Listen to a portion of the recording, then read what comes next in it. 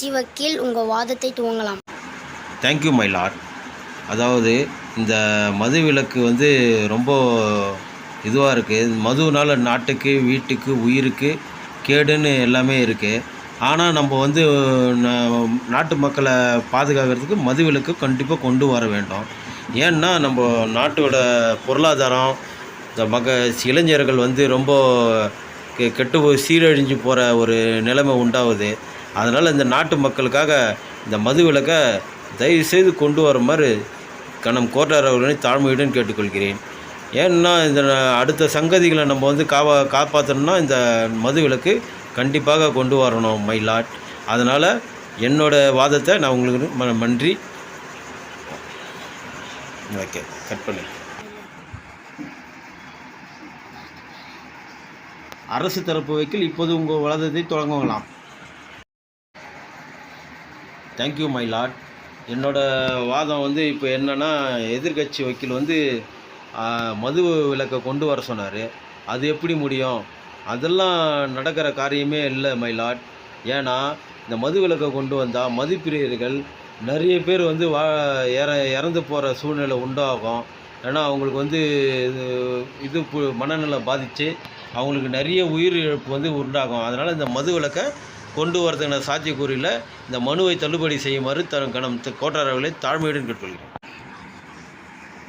Order order order. இப்போது எதிர்கட்சி வக்கீல் உங்களோட வாதத்தை துவங்கலாம். Thank you my Lord. இந்த அரசு தரப்பு வக்கீல் வந்து மது விலக்கை கொண்டு வர முடியாதுன்னு சொல்கிறாரு. ஏன் கொண்டு வர முடியாது? நம்ம கொரோனா டைமில் நம்ம எவ்வளோ கஷ்டப்பட்டோம். அப்போல்லாம் மது குடித்தா உயிர் வாழ்ந்தோம். அப்போ எந்த மனநோயாளியாக எல்லாமே மனநோயாளியாக ஆனாங்க இல்லையே. ஆனால் இப்போ வந்து முடியாதுன்னு சொல்கிறாங்க. அது எப்படி முடியாமல் போவோம்? நம்ம 3 வருஷம் உயிர் பயத்தினால மது குடிக்காமல் தான் இருந்தோம். அதே மாதிரி இந்த மதுவை வந்து ஒழிச்சிடலாம்.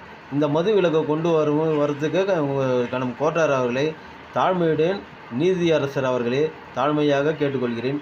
நன்றி. உங்களோட தீர்ப்பு நல்ல தீர்ப்பாக அமைய என்னோட வேண்டுகோளாக வைக்கிறேன். இந்த மது விலக்கை கொண்டு வருமாறு தாழ்மையுடன் கேட்டுக்கொள்கிறேன். நன்றி, வணக்கம். Order order order. இப்போ இரு தரப்பு வாதத்தையும் நான் நல்லா ஆராய்ந்ததில் எதிர்கட்சி வக்கீல் ரொம்ப சிறப்பாக வாதிட்டார்.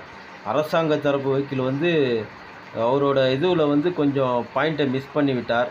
ஏன்னா எதிர்கட்சி வக்கீல் வந்து கொரோனா டைமில் வந்து நம்மலாம் மது அருந்தாமல் இருந்தோமே, அப்போல்லாம் யாருன்னா உயிர் போயிருந்தா சாப்பாட்டுக்கே கஷ்டப்பட்டு இருந்தோன்றது ஒரு நாட்டு மக்களுக்கும் மதுப்பிரியர்களுக்கும் இருந்தது.